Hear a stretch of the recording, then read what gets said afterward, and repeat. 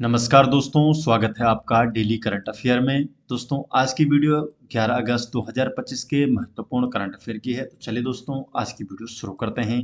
आज की वीडियो का क्वेश्चन नंबर 1 है, पेरू के उत्तरी तट पर किस प्राचीन संस्कृति से जुड़े 3000 साल पुराने मानव बलि के शिकारों के अवशेष मिले हैं? तो जो पेरू का उत्तरी तट पर है, तो यहाँ पर क्यूपिसनिक जो प्राचीन संस्कृति है, तो इससे जुड़े हुए 3000 साल पुराने मानव बलि के शिकारों के अवशेष मिले हैं। तो बी ऑप्शन सही जवाब है। डिटेल जान लेते हैं। तो पेरू के उत्तरी तट पर पुरातत्वविदों ने 14 व्यक्तियों के लगभग 3000 साल पुराने अवशेष खोजे हैं और माना जा रहा है कि ये क्यूपिसनिक संस्कृति के मानव बलि अनुष्ठान के शिकार थे। क्यूपिसनिक सभ्यता इंकाओ जो सभ्यता थी, इससे लगभग 1000 वर्ष पहले अस्तित्व में थी। शवों का जो हाथ है, पीठ के पीछे बांधकर मुंह के बल दफनाया गया और ये मानव बलि का विशिष्ट संकेत है। दफनाने का तरीका असामान्य था। रेत के टीलों में साधारण गड्ढे, बिना किसी भेंट या खजाने के। ये खोज अब माचू पिच्चू और नाजका वंश जैसे पेरू के प्रमुख पुरातात्विक स्थलों की सूची में शामिल हो गई है।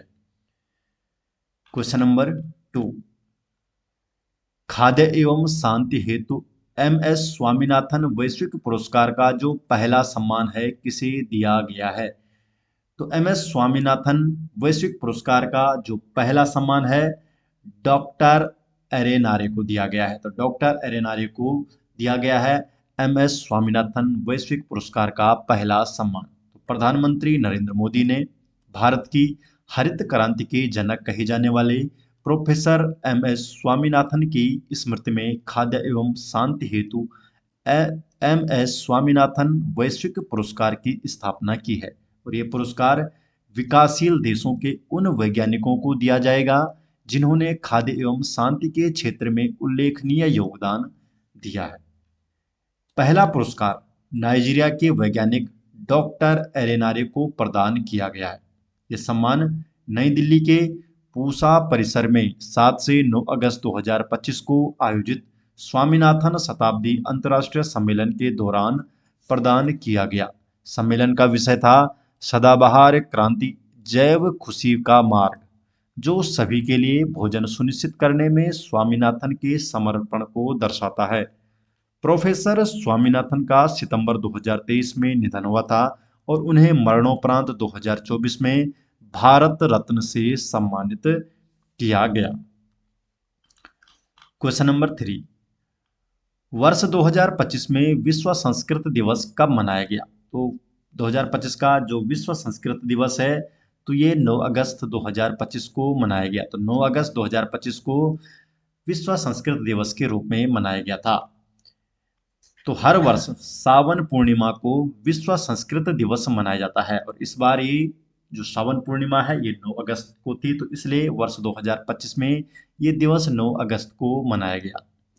ये दिवस संस्कृत भाषा के प्रति जागरूकता बढ़ाने और उसे पुनर्जीवित करने के उद्देश्य से मनाया जाता है। 1969 में भारत सरकार और संस्कृत संस्थानों के संयुक्त प्रयास से पहली बार इस दिवस को मनाया गया था। संस्कृत इंडो यूरोपीय भाषा परिवार से संबंधित एक प्राचीन भारतीय भाषा है जिसे देववाणी भी कहा जाता है। तो संस्कृत भाषा को ही देववाणी भी कहा जाता है। इसे सभी भारतीय भाषाओं की जननी माना जाता है और इसकी उत्पत्ति लगभग 3500 वर्ष पूर्व भारत में हुई थी। संस्कृत भाषा 2 मुख्य भागों में विभाजित है, वैदिक और शास्त्रीय। सुधर्मा ये विश्व का एकमात्र संस्कृत समाचार पत्र है। तो विश्व का जो एकमात्र संस्कृत समाचार पत्र है, इसका नाम है सुधर्मा। और उत्तराखंड में संस्कृत को दूसरी राजभाषा का दर्जा प्राप्त है। तो दूसरी राजभाषा का दर्जा प्राप्त है उत्तराखंड में संस्कृत को। क्वेश्चन नंबर 4, एनसीईआरटी ने किन सैन्य दिग्गजों पर नए अध्याय स्कूली पाठ्यक्रम में शामिल किया गया है? तो हाल ही में एनसीईआरटी द्वारा मानेकशॉ, ब्रिगेडियर उस्मान और मेजर सोमनाथ शर्मा पर नए अध्याय स्कूली पाठ्यक्रम में शामिल किए हैं। तो ए ऑप्शन सही जवाब है।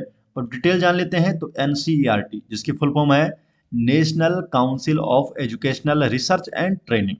तो एनसीईआरटी ने field marshal Sam Manekshaw, brigadier Mohammad Usman और मेजर सोमनाथ शर्मा पर नए अध्याय कक्षा 7 और 8 की अंग्रेजी और उर्दू पाठ्यपुस्तकों में शामिल किए हैं। ये पहल रक्षा मंत्रालय, शिक्षा मंत्रालय और राष्ट्रीय शैक्षिक अनुसंधान एवं प्रशिक्षण परिषद के संयुक्त प्रयास से हुई है।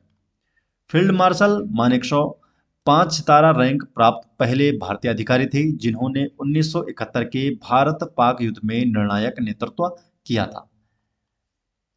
नौसेना के शेर कहे जाने वाले ब्रिगेडियर मोहम्मद उस्मान को मरणोपरांत महावीर चक्र से सम्मानित किया गया और मेजर सोमनाथ शर्मा को मरणोपरांत परमवीर चक्र, और ये परमवीर चक्र प्राप्त करने वाले पहले प्राप्तकर्ता भी हैं, तो इनसे सम्मानित किया गया। इन अध्यायों का उद्देश्य है छात्रों में देशभक्ति और भारत की सैन्य विरासत के प्रति जागरूकता बढ़ाना। क्वेश्चन नंबर 5 है, 18 वर्षीय विक्टोरिया बोंको ने किस खिलाड़ी को हराकर अपना पहला WTA 1000 खिताब कैनेडियन ओपन 2025 में जीता? तो विक्टोरिया बोंको ने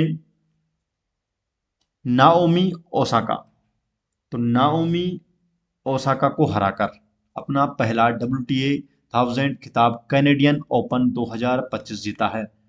18 वर्षीय विक्टोरिया को ने 4 बार की grand slam champion Naomi Osaka को हराकर अपना पहला WTA वुमेन टेनिस एसोसिएशन 1000 खिताब कैनेडियन ओपन 2025 में जीता। और पहले सेट में 2-6 से हारने के बाद बोम्को ने 6-4 और 6-1 से जीत दर्ज की।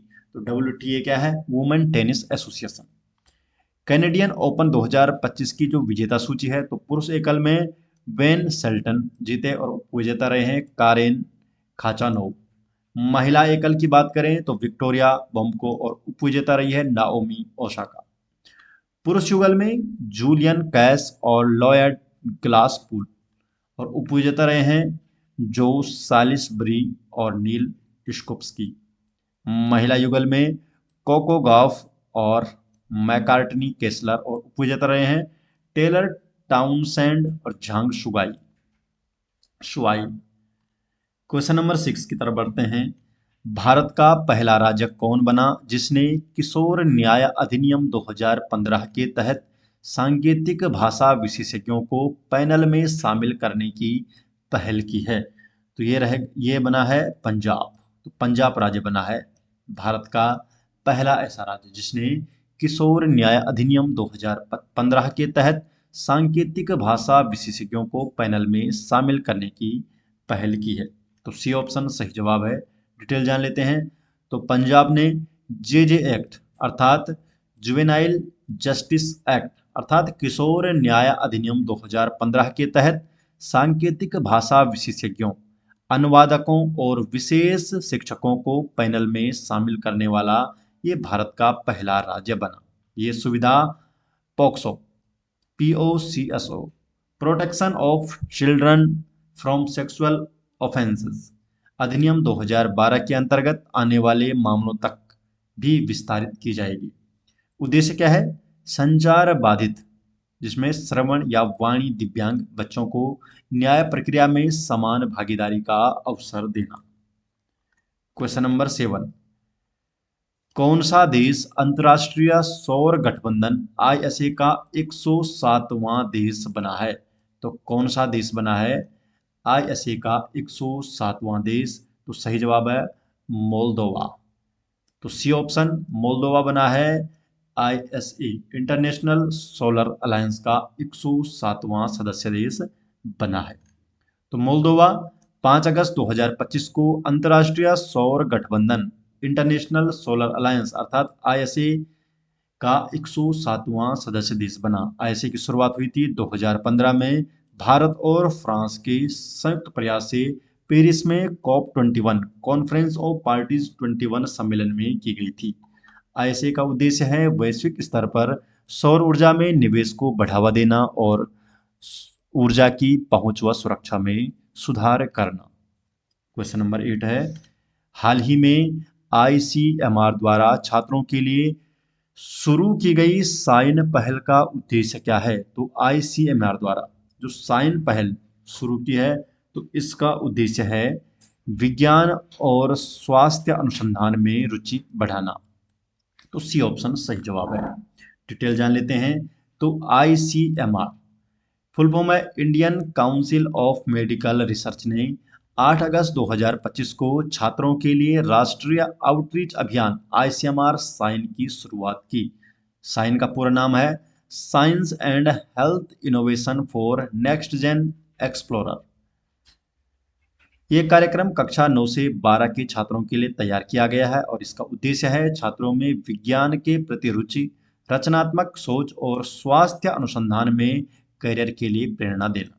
कार्यक्रम प्रोफेसर वी रामलिंग स्वामी की जयंती के अवसर पर आयोजित किया गया है, जो भारत के अग्रणी चिकित्सा मनोवैज्ञानिक माने जाते हैं।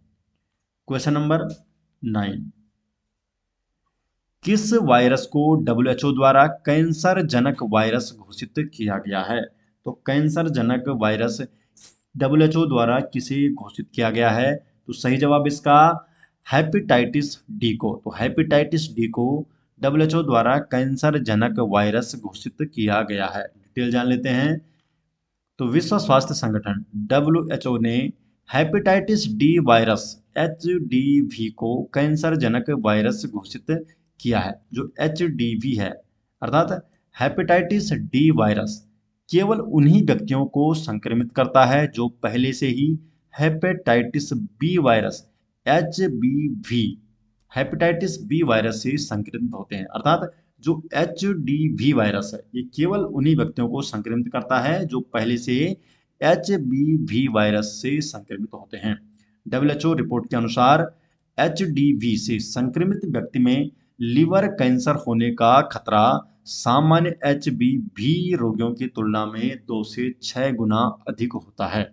हेपेटाइटिस डी को उपवायरस माना जाता है क्योंकि ये अकेले सक्रिय नहीं होता है, केवल HBV अर्थात हेपेटाइटिस बी वायरस के साथ ही ये शरीर में सक्रिय होता है, इसीलिए इसको उपवायरस माना जाता है क्योंकि ये अकेले सक्रिय नहीं हो सकता है। ये वायरस संक्रमित रक्त, असुरक्षित यौन संबंध, दूषित इंजेक्शन, टैटू उपकरण और मां से शिशु के माध्यम से फैल सकता है।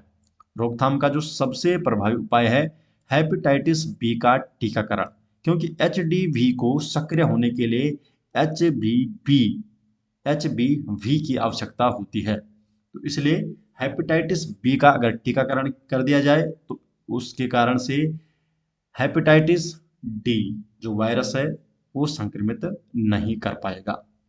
तो दोस्तों ये हो गए आज 11 अगस्त 2025 के महत्वपूर्ण करंट अफेयर और ये सभी नोट्स आपको मिल जाएंगे हमारे टेलीग्राम चैनल पर, जिसका लिंक आपको डिस्क्रिप्शन में दिया गया है। तो आप हमारे टेलीग्राम में जुड़ सकते हैं जहां पर आपको डेली अपडेट किया जाता है। तो मिलते हैं दोस्तों नेक्स्ट वीडियो के साथ, तब तक के लिए आपका बहुत बहुत धन्यवाद।